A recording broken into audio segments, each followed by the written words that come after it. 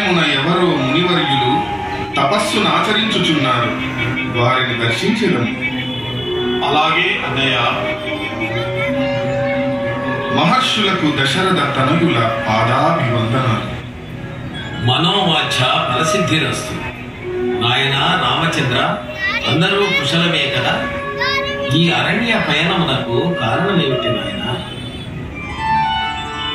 పితృవాక్య పరిపాలన బద్ధులై అరణ్యవాసమునర్చుచున్న మమ్ములను లంకాధీశుడైన రావణుడు తన మాయతో సీతను అపహరించి లంకకు తీసుకెళ్లాడు.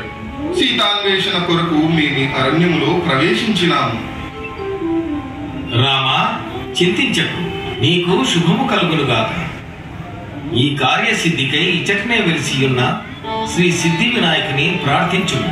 నీవు విజయుడమై తిరుగు పయనములో ఈ సిద్ధి వినాయకుని దర్శించి ఆశీస్సులు పొందగలరు.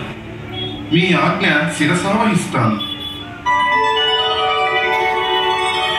ఏకదంతం మహాకాయం తప్త కాంచన సన్నిభం లంబోదరం విశాలాక్షం వందేహం గణనాయకం సర్వవిఘ్నహరం దేవం సర్వవిఘ్న వివర్జితం సర్వసిద్ధి ప్రదాతారం వందేహం గణనాయకం వందేహం గణనాయకం.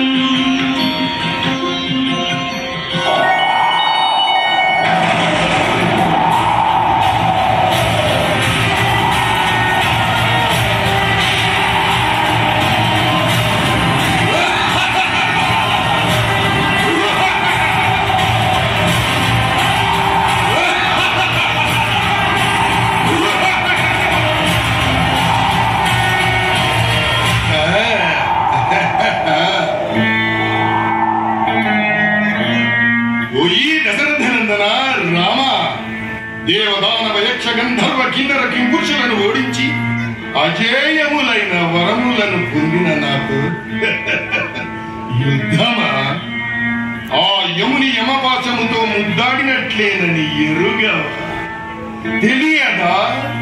ఊహించలేదా? ఓ రావణ బ్రహ్మ, పరమశివ భక్తుడవైన నీవు పరస్త్రీ వ్యామోహం వలన పొందిన వరములన్నీ నిర్వీర్యము చేసుకున్నావు. శ్రీ సిద్ధి వినాయకుని అనుగ్రహము పొందిన నేను ఈ దివ్యాస్త్రముతో నీ దశకంఠములను నేలకూర్చెదను.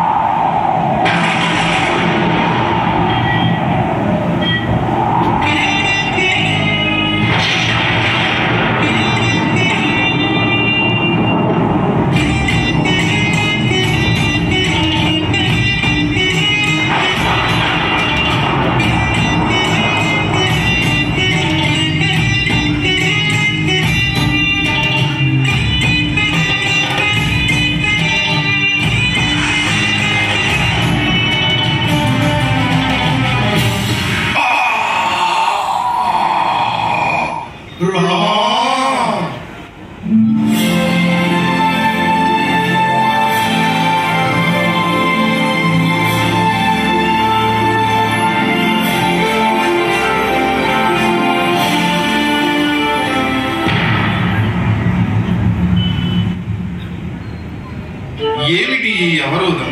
కింకారణగిరి, ఇంతకు మునుపు లేని ఈ శిఖరము ఎందుకు నా ప్రయాణమును నిరోధిస్తున్నది?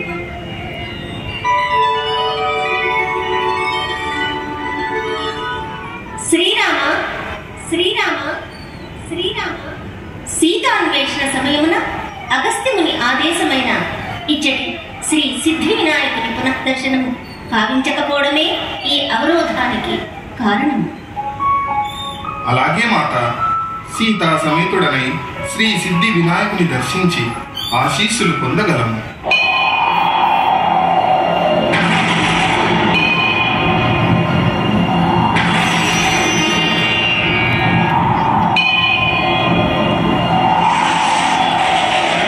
గణాష్టకమిదం పుణ్యం యః పఠేత్ సతతం నరః సిద్ధ్యంతి సర్వ